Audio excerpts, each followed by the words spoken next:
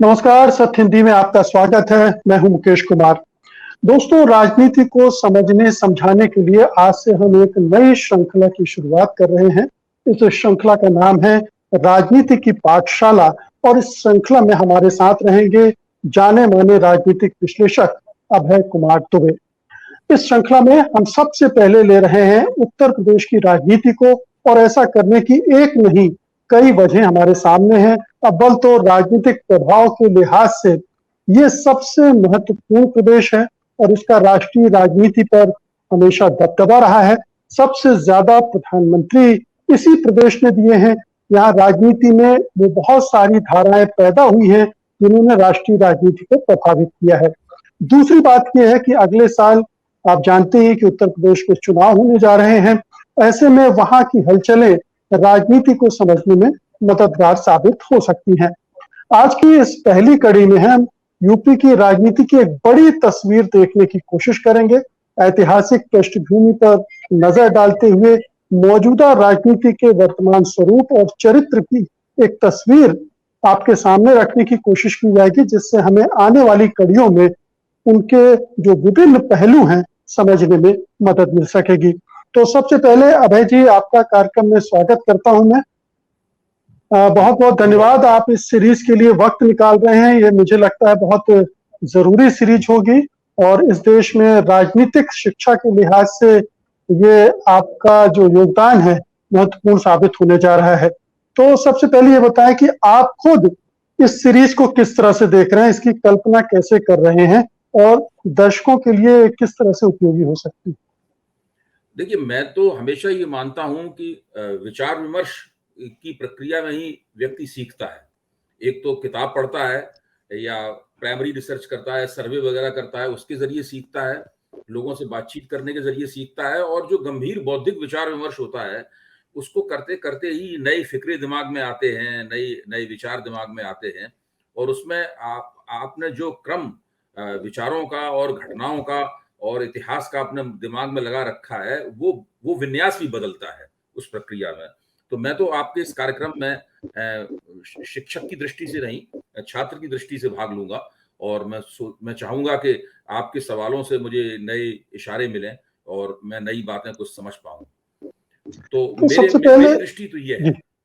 जी, हमारी जो दृष्टि यही है कि जो आम दर्शक हैं, जो राजनीति को ठीक ढंग से नहीं समझ पाते हैं, ऊपर ऊपर हम सब जानते हैं कि मीडिया का जो विमर्श है वो अक्सर तह में नहीं जाता है।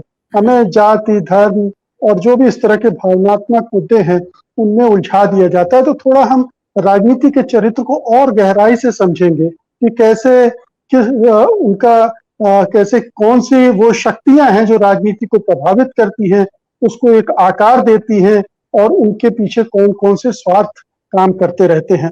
तो सबसे पहले मैं उत्तर प्रदेश की राजनीति जैसा हम लोग शुरुआत कर रहे हैं, तो मैं आपसे निवेदन करूंगा कि थोड़ा जो इसकी एक ऐतिहासिक पृष्ठभूमि रही है, खासतौर से अगर आधुनिक भारत के निर्माण की प्रक्रिया से उसके जोड़कर देखें, 1857 की का जो स्वतंत्रता संग्राम था, उसके बाद जो राजनीतिक मानचित्र बनना शुरू हुआ, और उसमें भी खासतौर पे 1937 में जब यूनाइटेड प्रोविंस बना, 1950 में उत्तर प्रदेश उसका नाम हो गया। तो ये एक जो पूरी उथल पुथल रही इस इलाके में, उसने कैसे यहाँ की राजनीति को शेप दिया? देखिए मुकेश जी, आप तो बहुत पीछे ले जाना चाहते हैं, और सही बात भी है। आपने जो बातें कही, मेरे ख्याल से बहुत पीछे जाने की बजाय अगर हम लोग उस वक्त से शुरू करें, 1947 के बाद, जब भारत में संसदीय निर्वाचन शुरू हुए, विधायकों के निर्वाचन शुरू हुए, उत्तर प्रदेश बन चुका था, और उत्तर प्रदेश की राजनीति पर जिस तरह सारे देश पर कांग्रेस का वर्चस्व था, उस तरह उत्तर प्रदेश के ऊपर भी कांग्रेस का जबरदस्त वर्चस्व था। और समाज का ऐसा कोई तबका नहीं था जो कि कांग्रेस को वोट न देता हो। उसकी वजह यह थी कि उपनिवेशवाद विरोधी आंदोलन का नेतृत्व करने के कारण, और गांधी के कारण, नेहरू के कारण और अन्य कारणों से कांग्रेस की सामाजिक प्रतिष्ठा बहुत ऊंची थी। सब लोग ये मानते थे कि कांग्रेस का मतलब ही देश है, इसलिए किसी दूसरे को वोट देने का कोई विकल्प ही नहीं था। बहुत ही अधिक जो राजनीतिक रूप से, विचारधारात्मक रूप से दीक्षित लोग थे, वो कांग्रेस के विकल्प, कांग्रेस के अलावा किसी और पार्टी को वोट देने के बारे में सोचते थे। कांग्रेस के अलावा दूसरी राजनीतिक पार्टियां ठीक से सुसंगठित भी नहीं थी। जैसे प्रोफेसर रजनी कोठारी ने कहा है कि विपक्ष की राजनीति का बैरोमीटर कांग्रेस के अंदर जो गुटबाजी होती थी उसको देखने से पता लग जाता था। यानी कांग्रेस के अंदर के जो गुट थे, जो फैक्शनल फाइट थी कांग्रेस के अंदर, अगर आप उसका अध्ययन करें तो उससे आपको विपक्ष की हालत पता लग जाती थी। यानी सब कुछ कांग्रेस ही थी। तो ये, और कांग्रेस इतनी जबरदस्त शक्ति थी जिसके लिए प्रोफेसर योगेश अटल ने कहा है एक दल महाप्रबल। वो एक डोमिनेंट पार्टी का सिद्धांत है। भारत कभी एक पार्टी लोकतंत्र नहीं रहा है, लेकिन डोमिनेंट पार्टी डेमोक्रेसी भारत रहा है। कांग्रेस इतना प्रबल संगठन था, तो सभी लोग कांग्रेस को वोट देते थे। तो इस प्रक्रिया में ये लगातार इसी तरह चलता रहा। इस प्रक्रिया में सबसे पहला व्यवधान तब पड़ा जबकि उत्तर प्रदेश में पिछड़ी जातियों ने कांग्रेस के प्रभुत्व को चुनौती देनी शुरू की। और वो चुनौती देना दो तरह के राजनीतिक नेतृत्व के तहत वो चुनौती शुरू हुई। एक राजनीतिक नेतृत्व था डॉक्टर राम मनोहर लोहिया का, यानी समाजवादियों का, और दूसरा राजनीतिक नेतृत्व था भारतीय जनसंघ का, जो कि दीनदयाल उपाध्याय के नेतृत्व में था। आमतौर पर जब हम लोग पिछड़े वर्ग के राजनीतिकरण के बारे में चर्चा करते हैं तो हम लोग हमेशा समाजवादियों के बारे में चर्चा करते हैं, और हम लोग बड़ी सुविधापूर्वक भूल जाते हैं कि इसमें एक और ताकत थी जो कि बहुत महत्वपूर्ण तरीके से अपना हस्तक्षेप कर रही थी, और वो थी भारतीय जनसंघ, जिसकी पूरी दशा और दिशा, संगठनात्मक नेतृत्व और रणनीतिक जो पहलू थे वो दीनदयाल उपाध्याय के हाथ में थे। और राष्ट्रीय स्वयंसेवक संघ शुरू से ही मानता था कि अगर हम शूद्र जातियों को, जिनको हम आज अन्य पिछड़ा वर्ग जातियां कहते हैं और कर्मकांडी दृष्टि से इनको शूद्र वर्ण में गिना जाता है, अगर शूद्र जातियों को हम एकताबद्ध कर पाए और अपने विचारों के साथ जोड़ पाए तो निश्चित रूप से हमारे हिंदू राष्ट्र के विचार में बड़ी प्रगति होगी। इसीलिए दीनदयाल उपाध्याय ने अपना मुख्य फोकस ऊंची जातियों पे तो रखा ही, साथ में उन्होंने पिछड़ी जातियों के ऊपर अपना फोकस रखा। और ये जो दोनों तरफ से जो प्रयास हो रहे थे, एक तरफ डॉक्टर लोहिया की तरफ से और दूसरी तरफ दीनदयाल उपाध्याय की तरफ से, ये दोनों प्रयास रंग लाए। कांग्रेस का उत्तर प्रदेश की राजनीति पर वर्चस्व टूटने के लिए मैं ये मानता हूं कि ये दो प्रयास जो पिछड़े वर्गों को अपनी ओर खींचने के थे वो कामयाब हुए। तो पहली बार कांग्रेस का जो विशाल जनाधार था, उस विशाल जनाधार में कटौती होनी शुरू हुई और पिछड़े वर्गों ने कांग्रेस को छोड़कर अन्य पार्टियों की तरफ देखना शुरू किया। और ये दो पार्टियां थी, समाजवादी और भारतीय जनसंघ। भारतीय जनसंघ की तरफ कौन कौन लोग गए? भारतीय जनसंघ ने अपना जोर लोधी राजपूत बिरादरी के ऊपर दिया, शाक्य बिरादरी को भी दिया, यानी काशी भी कहा जाता है, उनके ऊपर दिया, और दूसरी पिछड़ी जातियों के ऊपर दिया। समाजवादियों का ज्यादा जोर यादवों के ऊपर रहा और लोधी और दूसरी जातियों के ऊपर भी उनका जोर रहा, लेकिन मुख्य फोकस उनका यादवों के ऊपर रहा। उत्तर प्रदेश में यादवों के सबसे बड़े नेता थे राम सेवक यादव उसमें। और राम सेवक यादव बहुत ही नेक दिल इंसान थे, वो बहुत ही भले, बहुत ही उनकी शख्सियत इतनी मोहक थी और इतने ईमानदार थे राम सेवक यादव। तो बहुत जल्दी ही वो उत्तर प्रदेश की राजनीति के ऊपर, जो खास तौर से पिछड़ी जातियों की राजनीति थी, जिसमें यादवों की राजनीतिक गोलबंदी और यादवों का जो पॉलिटिसाइजेशन था वो बहुत अहम था, तो राम सेवक यादव उसके ऊपर छाते चले गए। ये मुलायम सिंह यादव की पीढ़ी उसके बाद की पीढ़ी है। राम सेवक यादव ने जो विरासत छोड़ी थी, मुलायम सिंह यादव ने उस विरासत को ग्रहण किया। जी, यहाँ पर मैं एक चीज कहना चाह रहा हूँ, जब पिछड़ी जातियां कांग्रेस से हटी तो उत्तर प्रदेश की राजनीति बदली और उसमें नई राजनीतिक शक्तियों ने अपना दावा बुलंद किया। और उसका पहला परिणाम 1967 में सामने आया, जब कांग्रेस तरह तरह के संकटों की शिकार थी। तो उत्तर प्रदेश में कांग्रेस चुनाव नहीं जीत पाई और कांग्रेस से टूटी हुई शक्तियां, जिनमें चरण सिंह प्रमुख थे और दूसरे जो डॉक्टर लोहिया ने गैर कांग्रेसवाद की रचना की थी, उन दोनों ने मिलकर एक संयुक्त विधायक दल की सरकार बनाई और उसके बाद से उत्तर प्रदेश की राजनीति हमेशा हमेशा के लिए बदल गई। आप कुछ कह रहे हैं?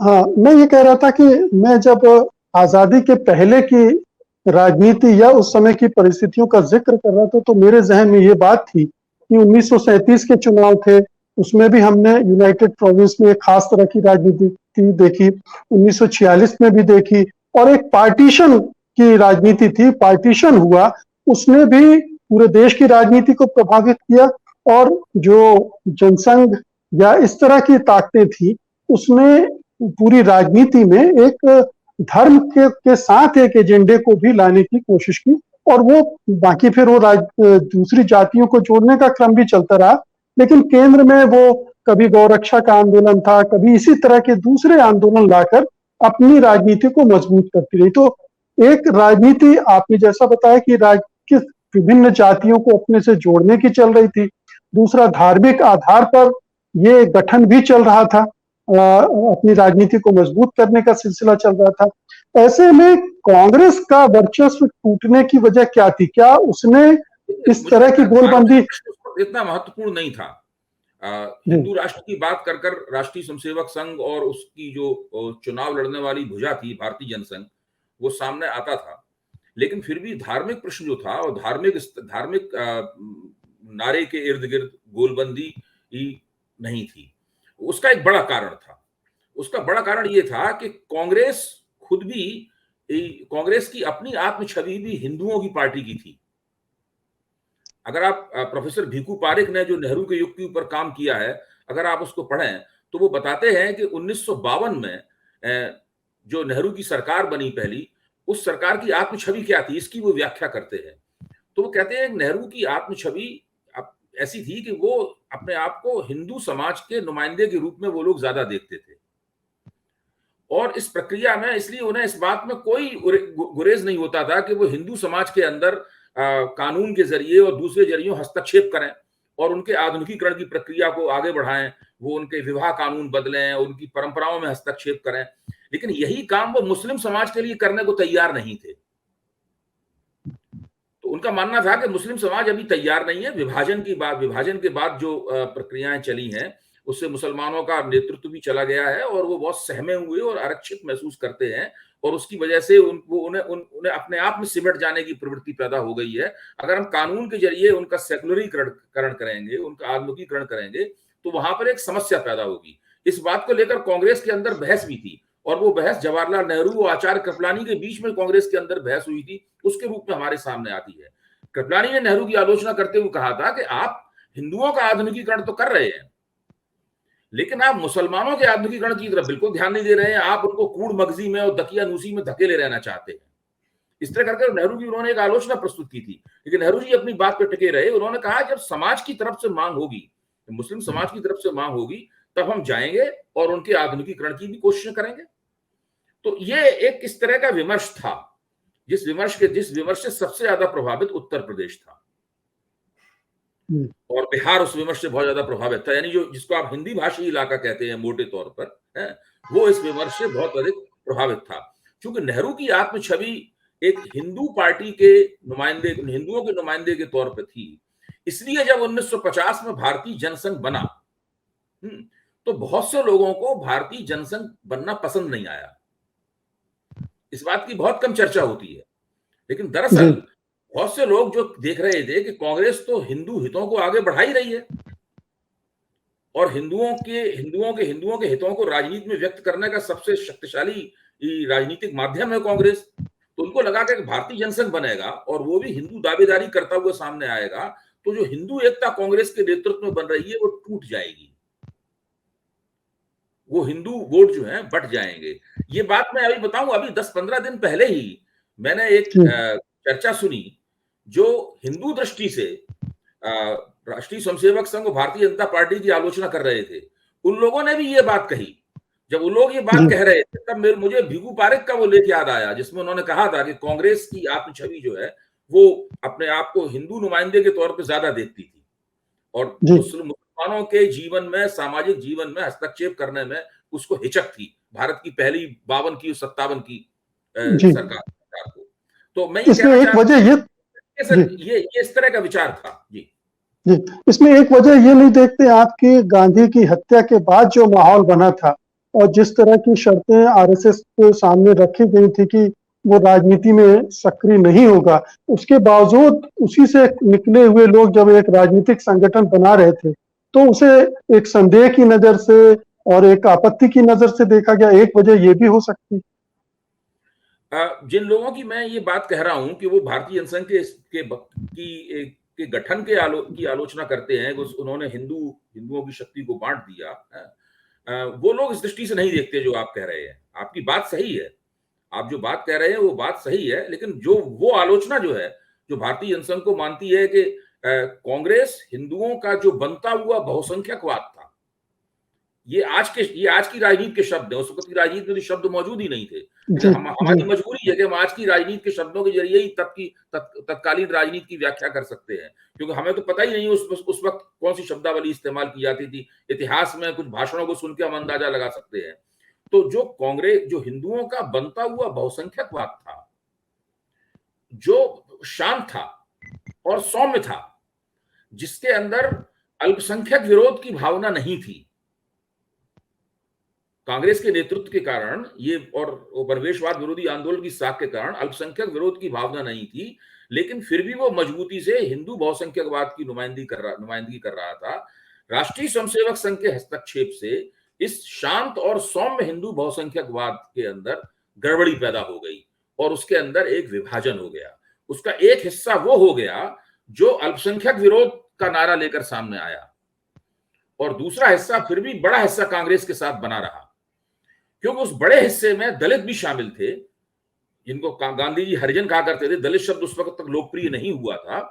हरिजन शामिल थे, यानी अनुसूचित जातियां शामिल थी, अनुसूचित जनजातियां शामिल थी, ऊंची जातियां शामिल थी, और जो मध्यवर्ती जातियां होती हैं, ऐसे कायस्थ और भूमिहार वगैरह है, जो ठीक से जनेऊधारी द्विज भी नहीं है और शूद्र जातियों में भी नहीं शामिल होते हैं, वो जातियां भी शामिल थी, और पिछड़ी जातियां भी उनके साथ थी। तो ये पिछड़ी जातियां जब पहली बार उनसे अलग हटनी शुरू हुई, तब पहली बार जिसे आप कह सकते हैं कि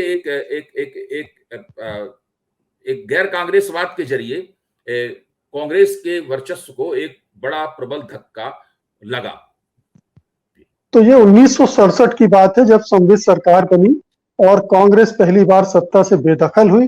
तो एक दौर उसके बाद फिर बदलता है, राजनीति का चरित्र बदलता है, पिछड़ी जातियों का जोर बढ़ता है, और इसी बीच में फिर कांशीराम भी सक्रिय होते हैं, और फिर मंडल कमंडल आ जाता है, और फिर एक बार फिर से राजनीति की जो चरित्र है वो बदलना शुरू होता है, नई धाराएं जन्म लेती हैं। ऐसा है कि ये कांशीराम और मंडल कमंडल बहुत बाद में आते हैं जी। आप 60 के दशक के बाद में 60 के दशक में कांग्रेस के वर्चस्व को एक चुनौती मिलती है, लेकिन वो चुनौती बहुत टिक नहीं पाती।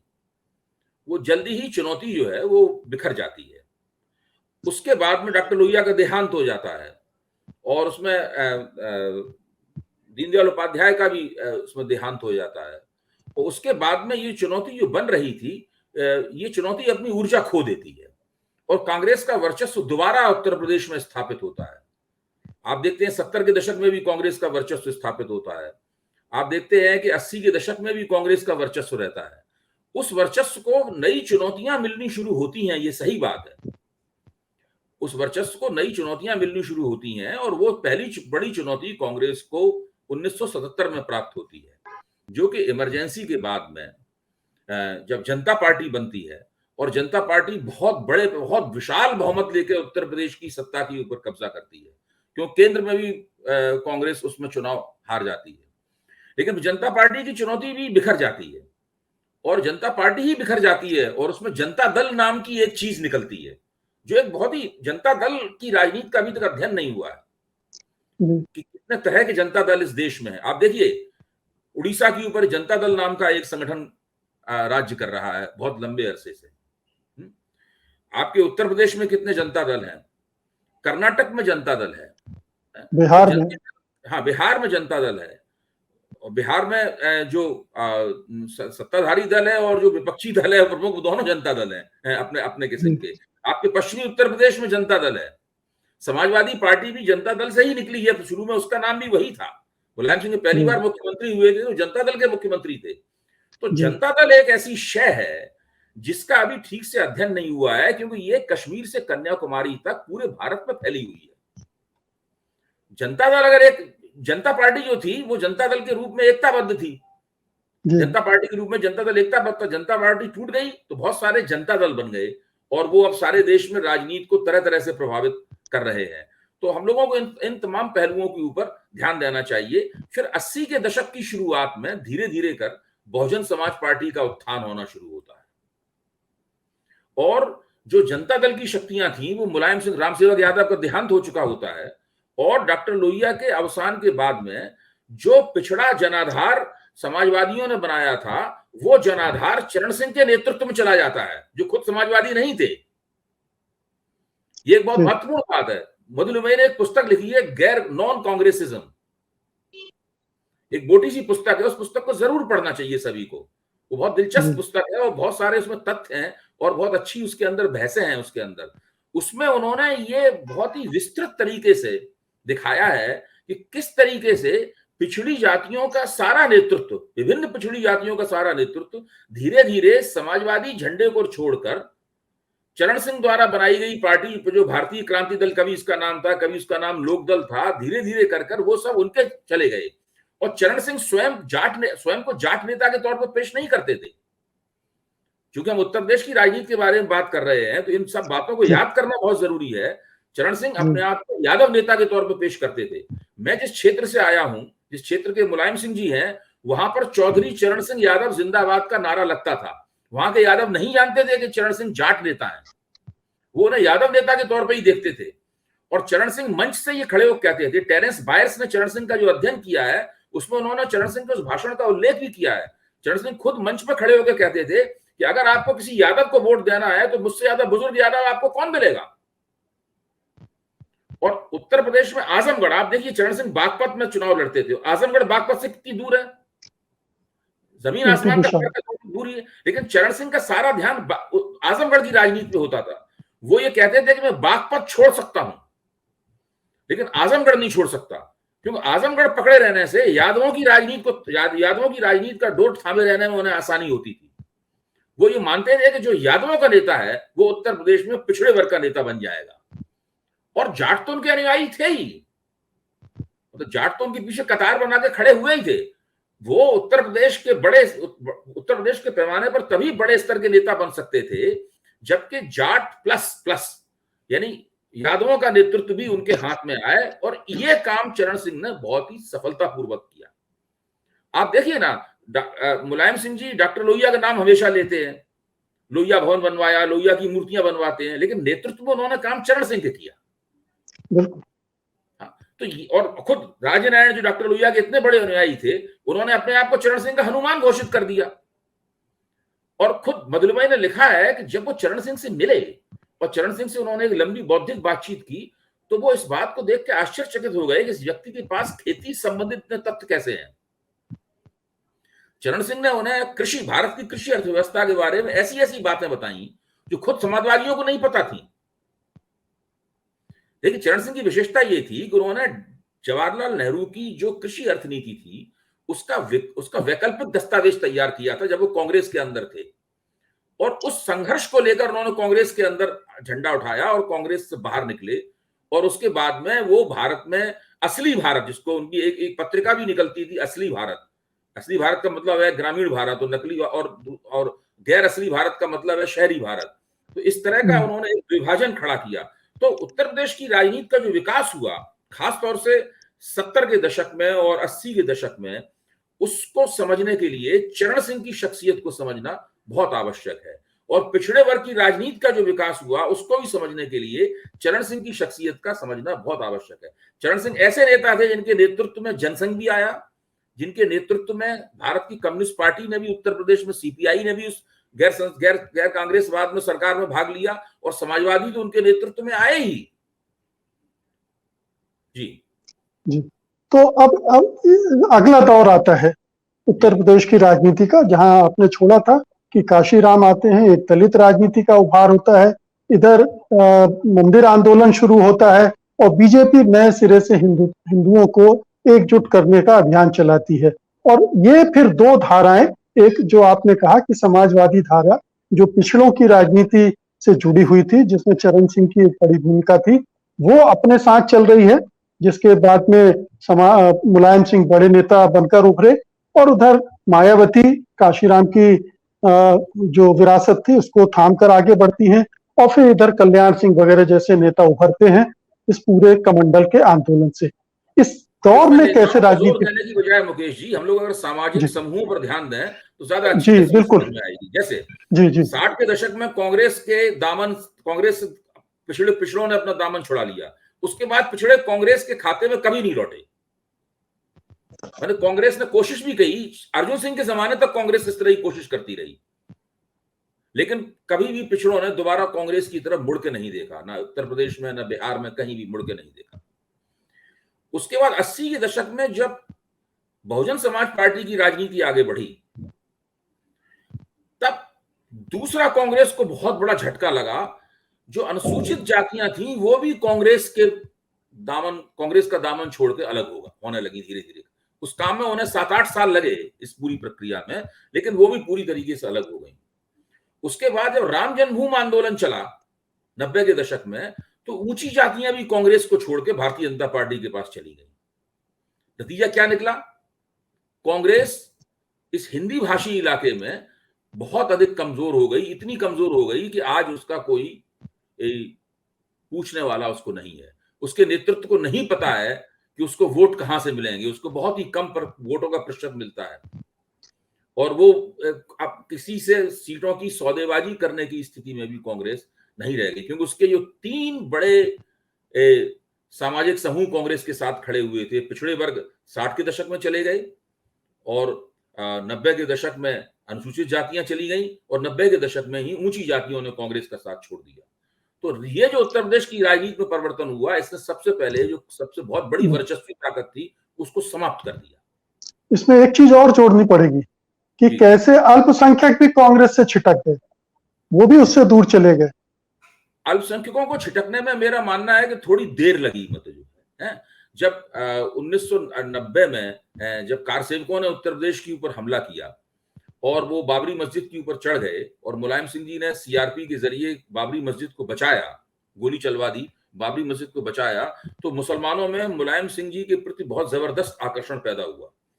फिर वो बॉम्बे गए, चुनाव हार गए, बंबई गए। बंबई में उनका बहुत ही भव्य स्वागत किया, बहुत ही तोरण द्वार लगाकर मुलायम सिंह जी को भव्य स्वागत किया। मुलायम सिंह जी की उन लोगों ने बहुत मदद की, इससे मुलायम सिंह जी की राजनीति आगे बढ़ी। आज भी उस घटना को लेकर मुसलमानों के मन में मुलायम सिंह के प्रति बहुत हमदर्दी है।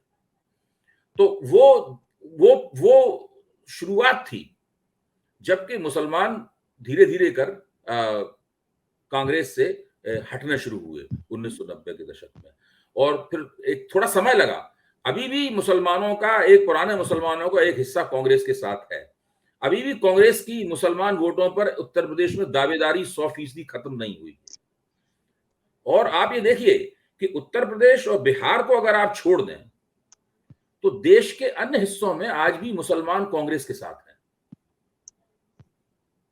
तो कांग्रेस उत्तर प्रदेश और बिहार में भी तो अल्पसंख्यक वोटों के हिसाब से ना कुछ कमजोर है, लेकिन देश के अन्य हिस्सों में कांग्रेस अल्पसंख्यक वोटों के लिहाज से उतनी कमजोर नहीं है। आज भी कांग्रेस को, अभी हम लोगों ने आंकड़े देखे थे, तो कांग्रेस को सारे देश में 37 से लेके 37-38% मुसलमान वोट मिलते हैं, जो कि एक बहुत बड़ी संख्या है। जी जी, तो ये दौर था। फिर अगला दौर हम देखते हैं कि जो जातियां हैं वो और भी छोटे छोटे रूप में टूटने लगती हैं, छोटे छोटे समूह बनने लगते हैं, छोटी छोटी पार्टियां बनने लगती हैं। पिछले एक दशक में खास तौर पर ये हुआ। लोगों को इस कारण पर विचार करना चाहिए मुकेश जी कि वो छोटी पार्टियां क्यों बनी। पहले छोटी पार्टियां नहीं थी, बड़ी बड़ी पार्टियां थी, और छोटी पार्टियां उन्हीं में अपनी राजनीतिक नुमाइंदगी देखती थी, उनके नेता को अपना नेता मानती थी। ऐसा क्यों होता था, ऐसा क्यों हुआ? दरअसल 60 के दशक में, 70 के दशक में और 80 के दशक में जो परिवर्तन हुए, उन परिवर्तनों में सभी राजनीतिक खिलाड़ियों का फोकस जो है संख्या बल में मजबूत जातियों पर रहा। जैसे समाजवादियों का फोकस यादवों के ऊपर रहा बड़े पैमाने पर, जो बहुजन समाज पार्टी उठी उसका फोकस जाटवों के ऊपर रहा। इस जो बड़ी बड़ी बिरादरियों के ऊपर फोकस रहा, तो उसकी वजह से जो सामाजिक न्याय की राजनीति बनी, उस राजनीति के ऊपर बड़ी बिरादरियां उसमें हावी हो गई।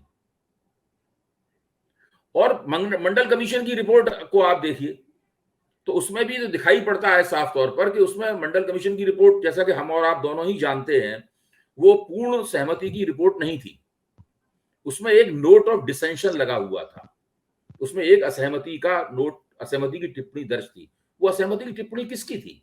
वो मंडल कमीशन के एकमात्र जो दलित सदस्य थे आरएल नायक की थी।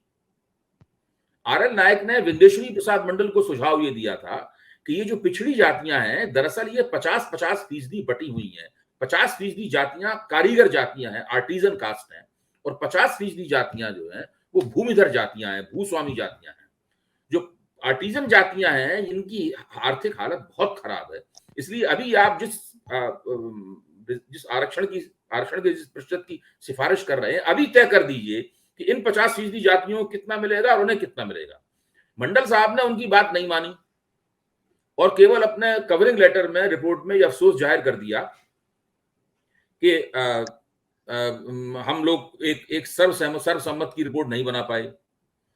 लेकिन उसमें वो नोट ऑफ डिसेंट लगा रहा। जब वीपी सिंह ने 1990 में इस रिपोर्ट को लागू किया तो उन्होंने भी उस नोट ऑफ डिसेंट की तरफ ध्यान नहीं दिया। और इस तरीके से पूरी की पूरी जो मंडल की राजनीति थी, वो ओबीसी की जो अपर लेयर है, जो मजबूत ओबीसी जातियां हैं, उनकी राजनीति में बदल गई। और उस राजनीति ने जो छोटी छोटी कमजोर जातियां थी, जिनको अति पिछड़ी जातियां कहा जाता है, उन जातियों के ऊपर उन्होंने मुद्दतों तक, 2-3 दशक तक कोई ध्यान नहीं दिया। धीरे धीरे उनके अंदर अपनी उपेक्षा के खिलाफ नाराजगी पनपने लगी। बहुत दिन तक तो ये चीज टिकती नहीं है, फिर भी बहुत दिन चली। बहुत दिन तक सामाजिक न्याय की राजनीति में लोगों के वोट लिए जाते रहे और भारतीय जनता पार्टी ने इस चीज को ध्यान से देखा। लंबे अरसे तक उसने इस चीज को ध्यान से देखा। फिर उन्होंने लगा कि अगर हम इन जातियों को, जो असंतोष पनप रहा है, इनको अगर हम अपनी ओर राजनीतिक आश्वासन देकर अपनी ओर खींच सकें, तो हम इस उत्तर प्रदेश में एक बड़ी हिंदू एकता बनाएंगे। जैसे ही भाजपा ने इस रणनीति के ऊपर अमल करना शुरू किया, वैसे ही सामाजिक न्याय की राजनीति के नीचे की जमीन खिसकने लगी और हिंदुत्व की राजनीति के नीचे की जमीन बनने लगी। अभी आपने सामाजिक आधार पर ये पूरा विश्लेषण किया। मैं चाहता हूँ थोड़ा सा आप आर्थिक आधार पर भी इसका विश्लेषण करें, पता चले कि उत्तर प्रदेश की राजनीति में कौन सी जो ताकतें हैं वो हावी रही हैं, वो संचालित करती रही हैं। विभिन्न जो आर्थिक वर्ग हैं, किसान हैं, मजदूर हैं या दूसरे वर्ग हैं, उनकी क्या भूमिका बनती बिगड़ती रही? देखिए, जब तक चरण सिंह जी थे और चरण सिंह की राजनीति की विरासत थी, यानी उसके बाद मुलायम सिंह जी थे, उस वक्त तक किसानों की उत्तर प्रदेश की राजनीति में बड़ी प्रबल भूमिका थी। अभी हाल ही में एक विद्वान ने, जो कि अशोका यूनिवर्सिटी के विद्वान ने, इस बात पे खास तौर से कुछ आंकड़े दिए हैं, कुछ तथ्य दिए हैं, जिसमें उन्होंने बताया है कि कैसे उत्तर प्रदेश की विधानसभा में और खासतौर से पश्चिमी उत्तर प्रदेश में भी जो किसान हैं, वो कम से कम विधायकों की संख्या उनमें घटती चली जा रही है। वहां भी जो लोग व्यापार में हैं और दूसरे जरियों से अपनी पैसे कमाते हैं, उनकी संख्या लगातार बढ़ती जा रही है। यानी जो लोग प्रोफेशनल्स हैं या जो लोग दूसरे तरीके से जो किसानी के पेशे सीधे सीधे जुड़े हुए नहीं है, उनकी संख्या लगातार बढ़ती जा रही है। तो उस वक्त तक तो किसान लोग मजबूती से कायम थे, लेकिन फिर धीरे धीरे करके उनकी संख्या घटती चली गई। यहाँ तक कि आज जो किसानों की पार्टियां हैं, वो लोग भी अगर वो लोग भी टिकट का बंटवारा जब करती हैं, तो वो किसानों को कम टिकट देती हैं। किसानों के वोट जरूर उन्हें मिलते हैं, लेकिन वो टिकट उनको मिलते हैं जो किसान नहीं है दरअसल, लेकिन दूसरे जरिए बहुत अमीर हो गए हैं, जो करोड़ों रुपए अपनी पार्टी को दे सकते हैं, टिकटों को एक तरह से खरीद सकते हैं या पार्टी के नेतृत्व को प्रभावित कर सकते हैं कि उन्हीं के अंदर चुनाव जीतने की क्षमता है। तो धीरे धीरे कर इस तरह के लोग जो हैं वो राजनीति के ऊपर हावी होते चले गए हैं। वरना पहले क्या होता था कि जो पार्टियों के अपने चुनावी रजिस्टर होते थे, क्योंकि देखिए जनगणना में तो जातियों की गिनती होती नहीं है, तो जो कांग्रेस के दफ्तर में जो एक चुनावी रजिस्टर होता था, उस रजिस्टर को अगर आप खोल के देखें तो उसमें लिखा होता था कि कौन से निर्वाचन क्षेत्र में कौन सी जाति कितनी है। तो मैंने खुद अपने शहर में एक बार कांग्रेस के दफ्तर में जाके, तब मैं बहुत छोटा हुआ करता था, उत्सुकता थी तो मैंने पता लगाया, तो उन लोगों ने बताया कि हमें सब पता है किस इलाके में, कौन से तहसील में और कौन से निर्वाचन क्षेत्र में, किस हिस्से में कौन सी जाति कितनी है। तो ये जो जातिगत जनगणना की बात होती है, पार्टियों को सब पता है कि कहां कितनी जातियां हैं, और उसके हिसाब से वो सारी अपने राजनीतिक गोटे बिठाते हैं। तो उसमें ये भी लिखा होता है हर उस रजिस्टर में कि ये निर्वाचन क्षेत्र किस श्रेणी में आएगा, ये ब्राह्मण निर्वाचन क्षेत्र है कि ये यादव निर्वाचन क्षेत्र है, इस तरह भी। तो जो जो ब्राह्मण निर्वाचन क्षेत्र है उसका मतलब है कांग्रेस हमेशा उस निर्वाचन क्षेत्र से ब्राह्मण को टिकट देती है, यानी कौन सी बिरादरी का व्यक्ति जीत सकता है उसके हिसाब से टिकट का बंटवारा होता था। लेकिन बाद में ये सारी चीजें बदल गई। अब तो दूसरे तरीके से सारा खेल होता है, क्योंकि जी चुनाव में पैसा इतना ज्यादा खर्च होना शुरू हो गया और भ्रष्टाचार इतना ज्यादा बढ़ गया, इसीलिए भ्रष्टाचार भी बहुत बढ़ा, क्योंकि चुनाव में पैसा खर्च करना है। जो सरकार आती है उसको इतने 100 करोड़ या इतने 1000 करोड़ कमाने हैं, और जैसे ही चुनाव जीतते हैं वैसे ही अगले चुनाव की तैयारी उसके अगले दिन से शुरू कर देनी पड़ती है। अगर आपने थोड़ी भी लायतलाली दिखाई तो हो सकता है कि आपके हाथ से बाजी निकल ही जाए, इतना तनाव रहता है। चुनाव जीतने के बाद में 6 महीने भी लोग नहीं इंतजार करते, उससे पहले ही एक कमेटी बना। भारतीय जनता पार्टी इस मामले में महारत हासिल है, चुनाव जीतती है और अगला चुनाव जीतने के लिए कमेटी पहले बना देती है कि वो तैयारी करना शुरू कर देते हैं उसको। जी तो जो जो जो चुनाव जीतने का अर्थशास्त्र है, उस अर्थशास्त्र ने राजनीति को बहुत गहराई से प्रभावित किया है, और उत्तर प्रदेश में तो बहुत खास तौर से ऐसा हुआ। ये अर्थशास्त्र जिसकी बात आप कर रहे हैं, क्या इसको हम आर्थिक बदलाव जो आया है, आर्थिक नीतियों में जो बदलाव आया है, उससे भी जोड़कर देख सकते हैं, या उसके क्या प्रभाव उत्तर प्रदेश की राजनीति में हम पकड़ सकते हैं? एक तो धन का प्रभाव आपने कहा कि बहुत ज्यादा हो गया, जाहिर है धन का प्रभाव बढ़ा है तो करप्शन भी उससे जुड़ा हुआ है। और क्या क्या संकेत दिखते हैं? क्या मध्य वर्ग की सोच समझ बदली है? जो पहले की कमिटमेंट उसका कहीं और था, फिर अब कहीं और हो गया है, और वो दूसरे तरह से राजनीति को प्रभावित कर रहा है। देखिए, जब मैं छोटा था तो मेरे मेरे घर में बहुत राजनीतिक माहौल था। मेरे पिताजी स्वयं पत्रकार भी थे और राजनेता भी थे, बड़े ओजस्वी वक्ता थे। तो हमेशा उनके पीछे जहां वो बैठते थे उनके पीछे एक पट्टी लगी रहती थी, जिसके पीछे लिखा रहता था, सादगी नहीं सरलता का मान करो। वो किसका कथन था ये नहीं पता है, केवल एक पट्टी लगी रहती थी, मुझे बचपन की याद है।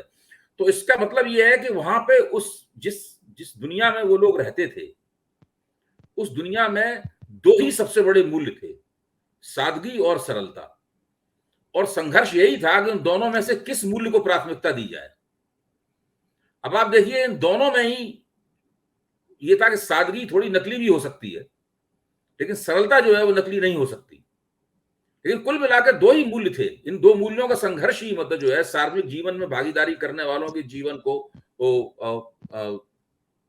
तय करता था।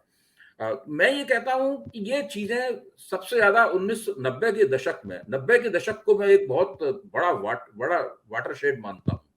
वो एक ऐसा मुकाम था जिसने भारतीय राजनीति को हमेशा के लिए बदल दिया। 3 बड़ी घटनाएं हुई 90 के दशक में। मैं ये बात कई बार कह चुका हूं, शायद आपने पहले भी सुनी हो। 3 बड़ी घटनाएं हुई। एक तो भूमंडलीकरण की शुरुआत हुई, और मंडल कमीशन की शुरुआत, मंडलीकरण की शुरुआत हुई, और कमंडलीकरण की भी शुरुआत हुई 1990 में। तो इन तीन चीजों ने भारतीय मध्य वर्ग राजनीति को कैसे देखता है उसकी दृष्टि में परिवर्तन ला दिया।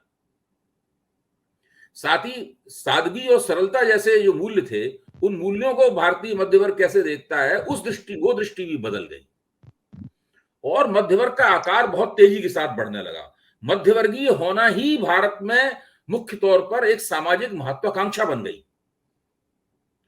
यानी जो जो सबसे निचले पायदान पे व्यक्ति बैठा हुआ है वो मिडिल क्लास बन जाना चाहता है, जो मिडिल क्लास बन गया है वो उच्च मध्य वर्ग बन जाना चाहता है, उच्च मध्य वर्ग बन गया है वो उच्च वर्ग बन जाना चाहता है। और आदर्शों के जरिए जो राजनीति होती थी, इसमें आंदोलन, त्याग, तपस्या, विचारधारा, समाज निर्माण, नई दुनिया बनानी है, पुराने समाज को करना है, समता वगैरह, ये सब चीजें या तो केवल एक पॉलिटिकल रेटरिक में सीमित रह गई, एक राजनीतिक लफाजी बनकर रह गई, या उनका कुछ लोगों ने उस लफाजी की भी आवश्यकता नहीं छोड़ी, और सब चीज खत्म हो गई। प्रोफेसर कोठारी ने जब 1984 में इस परिस्थिति का अध्ययन किया, 90 के दशक से पहले ही, तो उन्होंने कहा कि पूरी राजनीति जो है वो संख्याओं के गणन शास्त्र में बदलती जा रही है। 1984 में उन्होंने ये लेख लिखा था। यानी सब लोग इस जुगाड़ में हैं कि इस बिरादरी के थोड़े से लोग ले लें, इस बिरादरी के थोड़े से लोग ले लें, और जोड़ बाकी करके जो है चुनाव जीत जाए किसी तरीके से। और उन्होंने कहा इसमें सांप्रदायिक लोग भी भाग ले रहे हैं और सेकुलर लोग भी पूरे उत्साह के साथ इस पूरी प्रक्रिया में भाग ले रहे हैं, केवल दोनों की भाषा थोड़ी अलग अलग है, लेकिन दरअसल काम दोनों एक ही कर रहे हैं। तो इसका जो संचित परिणाम हुआ वो बहुत बुरा निकला। उससे राजनीति में किसी भी किस्म की वैचारिक या दूसरी नैतिकताएं जो हैं, उन नैतिकताओं का पूरी तरीके से क्षय हो गया। चाहे कांग्रेस हो, चाहे भारतीय जनता पार्टी हो, चाहे सामाजिक न्याय की बातचीत करने वाले हों, चाहे बहुजन राजनीति की बातचीत करने वाले हों, अंबेडकर का नाम लेने वाले हों, गांधी का नाम लेने वाले हों, लोहिया का नाम लेने वाले हों, अब के कौन लोग बचे? यही लोग बचे हैं ना। तो मेरे ख्याल से हमने सबके नाम ले दिए। इन सबके नाम लेने वाले हों, सबकी राजनीति का पैटर्न एक ही है।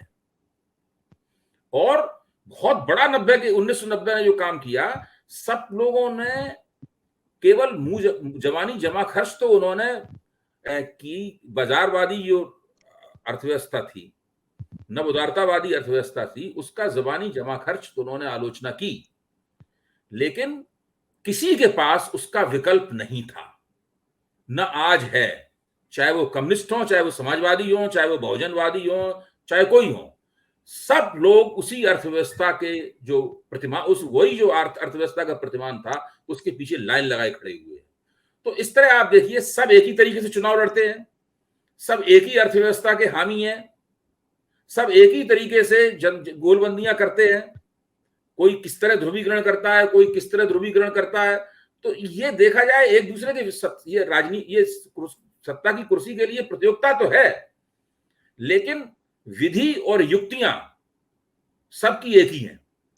जी, और सरकार बन जाने के बाद काम भी लगभग एक ही तरह से कर रही है, सब एक ही तरीके से करते हैं। जो दलित मुख्यमंत्री होता है, लगता नहीं कि ब्राह्मण मुख्यमंत्री से कुछ भिन्न तरीके से गतिविधि कर रहा है।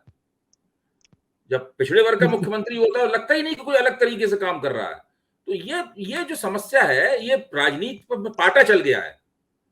जी। मैं ये कहूंगा कि राजनीति में एक तरह का पाटा चल गया है, पूरी जमीन समतल हो गई है और सब उसी जमीन के ऊपर उछल कूद मचा रहे हैं। पिछले 2-3 दशकों से ये बार बार दोहराया जाता रहा है कि पॉलिटिक्स का डेमोक्रेटाइजेशन हो रहा है, हो गया है, लगातार हो रहा है। उत्तर प्रदेश में क्या आपको ऐसा लगता है कि कुछ इस तरह का डेमोक्रेटाइजेशन हुआ? पहले उच्च वर्ग, ऊंची जातियों का जो वर्चस्व था, अब वो टूटा है। अब दूसरे लोगों के पास लोकतांत्रिक सत्ता ज्यादा आ गई है, वो ज्यादा राजनीति में हस्तक्षेप कर रहे हैं। देखिए, ये हमारे मित्र योगेंद्र यादव ने ये सूत्रीकरण किया था, जो बहुत लोकप्रिय हुआ सूत्रीकरण। सूत्रीकरण के लिए उन्हें अकादमी क्षेत्रों में जाना भी जाता है। लेकिन अब देखिए, अब तो हमारे पास घटनाओं की पश्चात दृष्टि है, हमारे पास हाइंडसाइट है। तो हम देख सकते हैं कि जिसको हम लोग लोकतंत्रीकरण कहते हैं, दरअसल उसका मतलब क्या निकला। वो लोकतंत्रीकरण तो अगर देखा जाए तो लोकतंत्रीकरण की प्रक्रिया में राष्ट्रीय स्वयंसेवक संघ, भारतीय जनता पार्टी ने भी बहुत बड़ा हिस्सा बटाया है। आज पूरी भारतीय जनता पार्टी का ओबीसीआइजेशन हो गया है। भारतीय जनता पार्टी में जो ओबीसी राजनीति है, भारतीय जनता पार्टी के ऊपर हावी है। खुद प्रधानमंत्री अपनी ओबीसी पहचान को लेकर जो है वो भाषण देते हैं और उसको बड़ी मजबूती के साथ राष्ट्रीय मंच में पेश करते हैं। उससे पहले तो कोई प्रधानमंत्री ऐसा करता नहीं था। तो जिस लोकतंत्रीकरण की चर्चा की गई थी उस सूत्रीकरण में, उस लोकतंत्रीकरण, उस चर्चा करते समय यह अंदाजा नहीं था कि उसका किरदार ये निकलेगा। तो वो अब देखिए ना, लोकतंत्रीकरण का क्या फायदा हुआ। लोकतंत्रीकरण फायदा हुआ कि हमारे यहाँ ऐसे ओबीसी नेता हैं जिनके बेटे करोड़ों रुपए की कारों में चलते हैं, और उस ओबीसी समाज में भी इस बात को लेकर कोई आपत्ति नहीं होती, वो उन्हीं को अपना नायक मानते हैं। इसी तरीके से जो दलित राजनीति है, उसमें उसके नेताओं ने भ्रष्टाचार का इंस्टीट्यूशनलाइजेशन कर दिया, संस्थाकरण कर दिया उन्होंने। वन विंडो क्लियरेंस की जो पूरा मुहावरा था, उस मुहावरे को बदल के उन्होंने किस तरह भ्रष्टाचार वैज्ञानिक तरीके से किया जाए, ये उसको रूप दे दिया। लेकिन उनकी जो बिरादरी है, उन्हें इस बात पे कोई आपत्ति नहीं है। उनके लिए वही नायक या नायिका जो भी है वही है उनके लिए। तो इस तरह से देखा जाए तो भ्रष्ट नेताओं की प्रतियोगिता चल रही है आपस में। ठीक है, आज हमें कोई पार्टी नापसंद है, इसलिए उसके खिलाफ जो गठजोड़ बनता है हम उसका समर्थन करने लगते हैं। लेकिन जब वो सत्ता में आते हैं तो हमें देख के बड़ी निराशा होती है कि भाई उन्होंने तो ऐसा कुछ भी नहीं किया जिसकी जिस, जिस, जिस, जिस ठीक है, हम जिस जो हम जिसे नापसंद करते थे वो हार गए चुनाव, लेकिन जिसे हम पसंद करते थे उन्होंने कुछ भी नहीं किया। और इसका सीधा मतलब होता है कि अगला चुनाव वो जरूर हारेंगे बुरी तरीके से। आप देखिए ना, उत्तर प्रदेश की जनता ने पिछड़े वर्ग की एक पार्टी को अकेले दम पे पूर्ण बहुमत दिया। उत्तर प्रदेश की जनता ने दलित वर्ग की एक पार्टी को अकेले दम पे पूर्ण बहुमत दिया।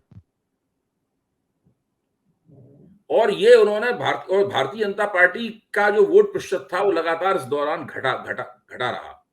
उसका ग्राफ लगातार नीचे बना रहा, वो 20% से नीचे वो बनी रही। जब सब उत्तर प्रदेश की जनता ने सब कुछ देख लिया तो आप देख लीजिए आप उसका नतीजा क्या निकला। क्या इन लोगों को जो सुनहरे अवसर मिले थे उन सुनहरे अवसरों को इन लोगों ने इस्तेमाल नहीं किया। और वो तो इस सरकार ने भी नहीं किया। इस सरकार का कामकाज भी पिछली सरकारों से कोई बेहतर नहीं था। बिल्कुल नहीं, बिल्कुल नहीं। मैं ये कहता हूं दिक्कत की बात यह है कि ये सरकार जिस थ्रेशोल्ड पर खड़ी हुई है, ये सरकार अपनी लोकप्रियता के यानी अपनी वोटों की गोलबंदी के थ्रेशोल्ड पर खड़ी हुई है, वो थ्रेशोल्ड काफी ऊंचा है। जिन दो सरकारों को हमने अभी आप जिक्र किया आपके सामने, वो 30% की सरकारें थी, 30% और 225 सीटों की सरकारें थी। ये सरकार 40% की सरकार है और 325 सीटों की सरकार है। तो ये 10% वोट इसके पास ज्यादा है और 100 सीटें इसके पास जाना है। तो ये सरकार अपनी नालायकियों के बावजूद भी, ऐसा लग रहा है कि नालायकियों के बावजूद भी कुल मिला के ज्यादा नहीं तो जरूरी बहुमत तो प्राप्त कर ही सकती है। ठीक है, मान लो पिछली बार ऐसा उछाल नहीं मिला, बहुत सारी दिक्कतें हैं जो हमें आपको दोनों को दिख रही हैं और वो सही बात भी है। जो है उनके बहुत सारे वोट, जाट वोट फिक्स हुआ करते थे वो फ्लोटिंग हो गए हैं, ब्राह्मण वोट फिक्स हुआ करते थे वो फ्लोटिंग हो गए हैं। इसका असर जरूर इनके चुनाव परिणामों के ऊपर पड़ेगा, लेकिन वो कितना पड़ेगा चुनाव परिणामों का असर? क्या वो इतना पड़ेगा कि वो उस हालत में पहुंच जाए जिस हालत में आज समाजवादी पार्टी है, बहुजन समाज पार्टी है? जी, मेरा अंतिम प्रश्न है कि हमने राजनीतिक दलों, राजनीति करने वालों की बातचीत की है। आम मतदाता की राजनीतिक चेतना में कुछ विस्तार हुआ है क्या? वो भी इसी राजनीति में फंस के रह गया, उसके पास कोई उसकी राजनीतिक चेतना कोई विकसित नहीं हो पाई है इसी सब राजनीति की वजह से। और इसीलिए हम देखते हैं कि महंगाई, बेरोजगारी वगैरह जो वास्तविक मुद्दे हैं वो हमेशा हाशिए पर ही रहती। मैं ये मानता हूं कि उत्तर प्रदेश में जो राजनीतिकरण की प्रक्रिया है बहुत ही सघन चली है और उसका बहुत विस्तार हुआ है। 50 के दशक में और 60 के दशक में जो स्थिति थी आज वो स्थिति नहीं है। बहुत बड़े बड़े समुदाय जो हैं वो अपने आप को, वो राजनीति को समझने की दृष्टि उन्होंने प्राप्त कर ली है और वो अपने लिहाज से मूल्यांकन करते हैं कि किसमें हमें फायदा है, किस राजनीति से हमें नुकसान है। जैसे यादव समाज है, यादव समाज बहुत ही राजनीतिकृत समाज है। जाटव समाज बहुत बड़े पैमाने पर राजनीतिकृत समाज है। जाट समाज बहुत राजनीतिकृत समाज है। ब्राह्मण बहुत ही राजनीतिकृत हैं और योगी जी के नेतृत्व ने तो राजपूतों को भी बहुत ही पॉलिटिसाइज कर दिया है। तो सब लोग राजनीति को अपनी अपनी दृष्टि से समझ रहे हैं। सबका पॉलिटिकल एंटीना जो है इस वक्त खड़ा हुआ है।